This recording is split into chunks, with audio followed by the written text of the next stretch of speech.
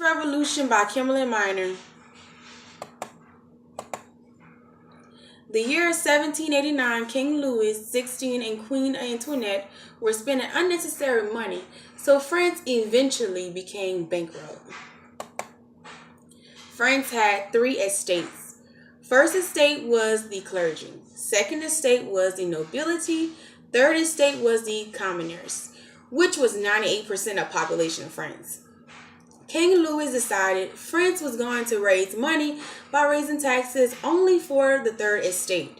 Third estate, which were the commoners, did not agree with King Louis' offer because the second estate have more money than them but are not paying more taxes than them.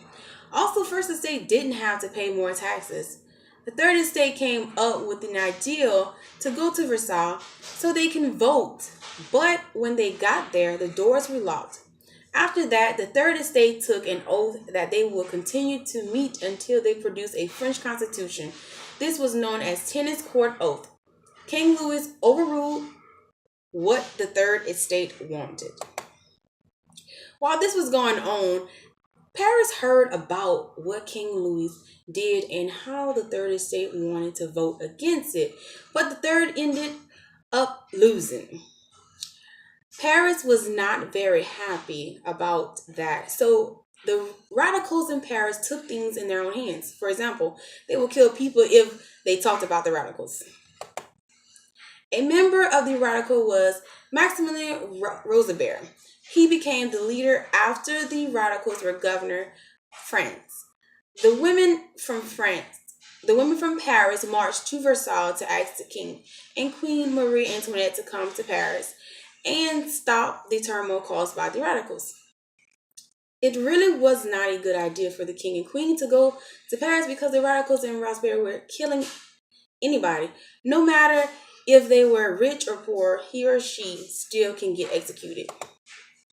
So the king and queen left Versailles and went to Paris, and the minute they got in Paris, they were captured and placed in jail by the radicals. Robespierre was the leader of the Committee of Public Safety from 1793. He executed more than 17,000 people in a year. So that's an estimate of 48 people killed per day. That's a lot.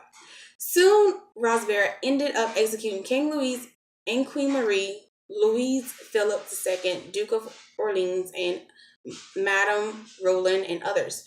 If someone talked bad about the Committee of Public Safety or Robespierre, that person will be killed that night or disappeared. On June 4th, 1794, Robespierre was elected president of the National Convention. Not even a week later, a law was passed to cancel rights of public trials and legal system. At this point, the National Convention had a court building, but there were no trials because anyone who would have gone to trial would now be automatically sentenced to death by the chopping off their heads. Wow. This time period was known as the Reign of Terror because the National Convention was controlling everything. July 28, 1794, the National Convention finally grew tired of Robespierre. They killed Robespierre and 21 of his followers with no trials.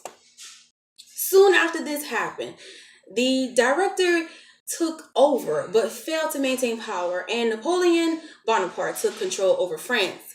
He kicked the rest of the director out and took over control over France as a dictator around December 1799. Napoleon called himself First Consul of France for ending a lot of wars between 1799 and 1804. Thank you for watching. Hope you enjoy.